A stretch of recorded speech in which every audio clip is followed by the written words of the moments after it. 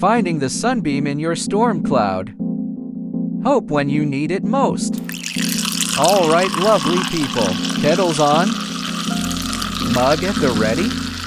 Pull up a chair, the squashy one. The one that feels like a hug, and let us talk, properly talk, because life, well, sometimes it throws proper rubbish at the windscreen, doesn't it?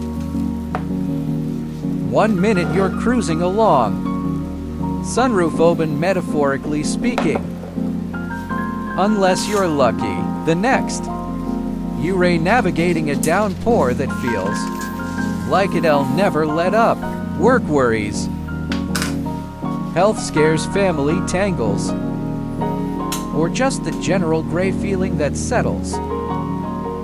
Like fog, we've all been there. That feeling when the storm cloud seems parked right over your head, and genuine sunshine feels like a distant memory. Here's what I want you to know. Deep in your bones, even in the thickest, darkest, most pelting down with rainstorm cloud, there's always a sunbeam trying to break through. Sometimes it's just a sliver, a faint glimmer, but it's there.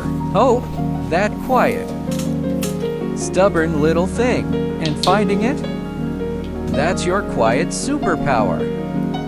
Especially when you need it most. It's not about pretending the storm isn't happening. It's about spotting that tiny chink of light and leaning into it just for a moment. Acknowledging the weather, it's raining. Blimey. First things first, let's not do that very British American thing of brushing it under the carpet with a stiff upper lip and act quick. Mustn't grumble while internally screaming, or the American fake it till you make it. When you feel utterly hollow, true hope isn't torn from ignoring the storm. It grows alongside it. It's okay to say, blimey, this is tough, or wow, this really stinks, or even just, I feel utterly rubbish today. Acknowledging the gray sky, the thunder rumbling, the sheer inconvenience of the downpour, that's not weakness, that's honesty. That's the first step in clearing a little space for that sunbeam to land, trying to pretend it's sunny when you race soaked to the skin. That just makes you colder. So, give yourself permission. Have a good sigh. Maybe even a bit of aren't you human. Storms are allowed to feel stormy. Now, where does hope hide when the world feels like a damp sock? Often, it's tucked away in the most ordinary, resilient corners of our shared British American spirit. It's rarely a flashing neon sign. It's more like the steady glow of a pilot light. The British keep buggering on Cabo. It's not just a wartime slogan on a mug.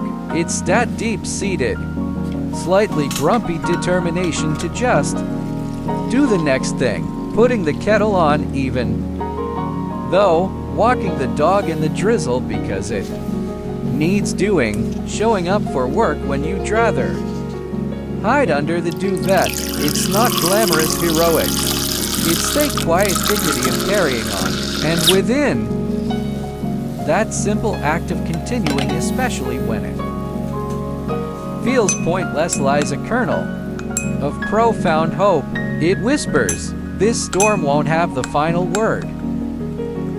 The American can-do spirit, even meanie-sized, it's the inherent optimism, scaled right down, not necessary lie believing you'll single-handedly solve global warming today, but believing you can plant one flower, not thinking you'll fix everything, but knowing you can make that one phone call, tidy that one corner, or send that one encouraging text. It's focusing on the tiny sphere of influence you do have and acting within it.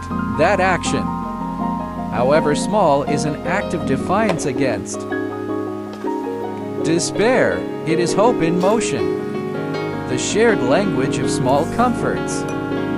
Think about the universal solace found in a proper cuppa or coffee, the ritual itself, boiling the kettle, warming the pot if you're fancy, the steam rising, the first warming sip. It's a pause at any anchor, a reminder of simple goodness amidst chaos. A walk even in the mizzle, getting outside, even if it's just around the block, noticing a defiant weed pushing through a crack, hearing birdsong even on a gray day, feeling fresh air damp or otherwise on your face. Nature is relentless, lie hopeful. It keeps growing, adapting. Renee Wing, tuning into that rhythm can steady your own. A familiar comfort, that well-worn book. The favorite jumper that feels like a hug. The film you've seen 100 times. These aren't escapes. They touchstones. They remind you of stability, of who you are beneath the storm. They whisper, you've felt joy before, you will again. Dry wit and understatement. Well, this is a bit of a pickle, isn't it? Finding the absurdity, the dark humor in the situation. It does and fix it, but it diffuses the tension, connects you to others who get it, and reminds you the storm has terraced your spirit, training your eyes to spot the glimmers when the cloud is thick. Hope doesn't always announce itself. We have to actively look for the glimmers. It's like training your eyes to see stars in a light-polluted sky. It takes practice.